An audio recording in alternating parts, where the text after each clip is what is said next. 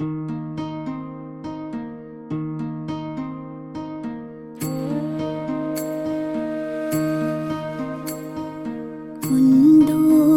Lengba nangdi khanglam loi thamoi nungda chapa mai chakse mai thonggi mi no na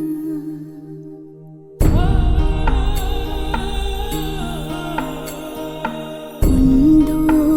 Lengba nangdi khanglam loi thamoi nungda chapa mai chakse mai thonggi mi no na khungjin jabani thamoi mai chakse hangamda bawa hai kayana phochila chinba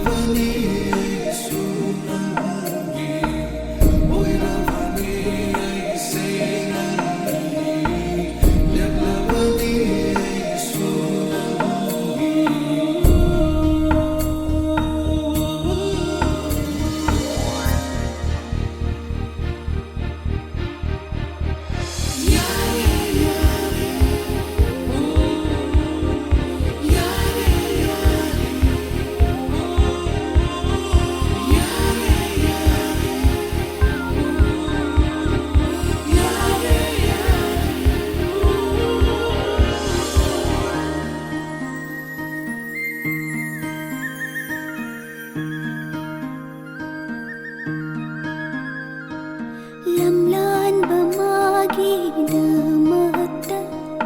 karigi aina lipluba panglabi thamoya sina karigi thauna hankiwa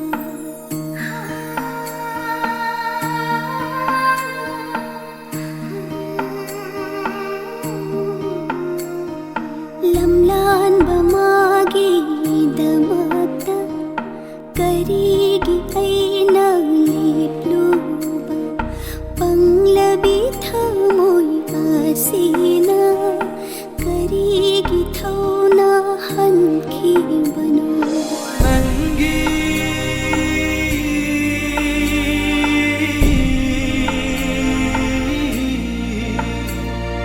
nangi oina leirabani aise ho nangi oina leirabani aise mapu manasin bivani lipunse sintha halloi midlu pirang kai hanjaroi tai vang khong cha se punsi chu pa